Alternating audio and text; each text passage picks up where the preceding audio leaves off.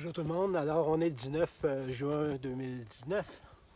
Je suis sur le sommet des Hollandais dans les monts Sutton. Je complète mon entraînement là, pour partir mardi pour le GR10. Alors, je voulais vous montrer un peu mon équipement cette année.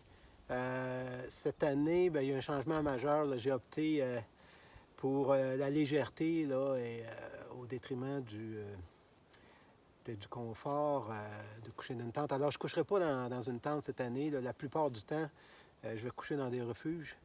Et puis, alors, je vous présente les changements. D'abord, mon sac, j'ai changé le sac. Celui-ci fait 1 kg de moins. C'est un 46 litres au lieu d'un 63 litres. J'apporte au cas où je dois... en fait, ça va m'arriver. Il n'y aura pas toujours des refuges. Je vais devoir parfois coucher sur le sentier ou près du sentier. Alors, j'apporte un certain nombre d'éléments pour coucher hors du sentier. Par exemple, mon petit matelas de sol, il fait 100 quelques grammes.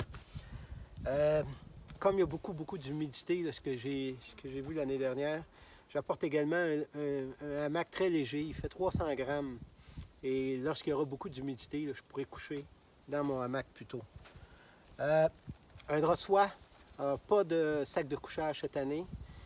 Plutôt un drap de soie qui est tout petit. Regardez la grosseur. Crème solaire. J'ai un petit kit de premiers soins avec un sifflet, un coupe-ongle dedans aussi. Une serviette. Regardez ça. Ça, c'est ma serviette qui sert de débarouillette également.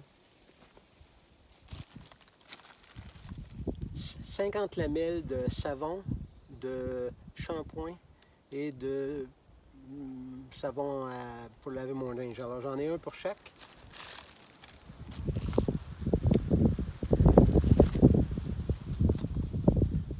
Petit porte-carte. Un petit peu de viande séchée que j'utiliserai seulement là, pour me dépanner lorsque ça ira pas bien.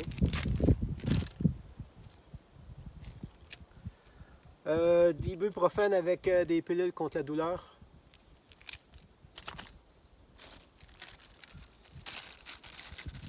Alors, ma brosse à dents de l'année dernière que j'ai coupée. Un petit tube de pâte à dents. Ça, c'est mon pantalon que je porterai mon short, que je porterai dans les refuges et puis dans les journées de congé. Des pastilles pour purifier l'eau, j'en ai une cinquantaine.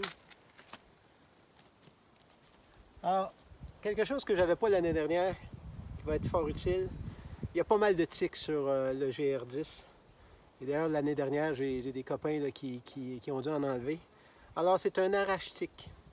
C'est tout petit. Il faut simplement, avec le petit outil, le mettre autour de la tête de la tique, tourner lentement, s'assurer de ne pas arracher la tête, retirer la tique.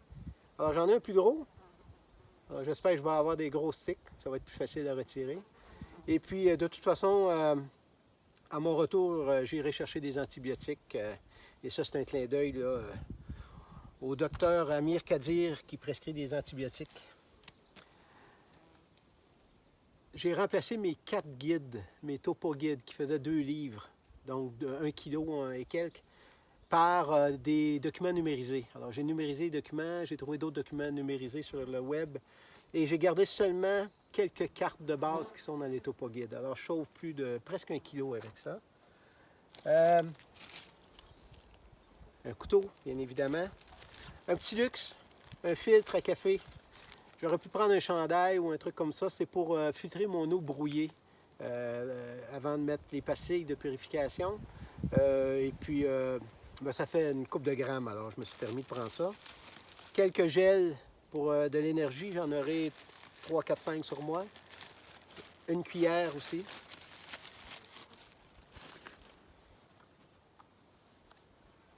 Un gobelet.